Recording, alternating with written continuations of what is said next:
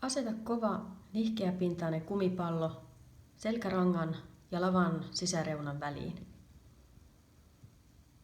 Nojaa seinään sopivalla voimakkuudella ja liikuta kehoa sivusuunnassa sekä ylös-alas suunnassa siten, että pallo hieroo lihaksisia alueita lapaluun yläkulman tietämissä.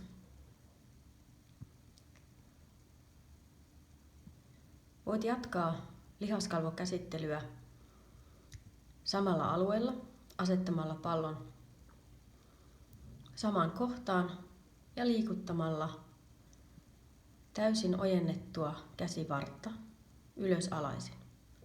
Tämän harjoituksen voit myös tehdä selinmakuulla lattialla, jolloin saat siihen lisää painetta.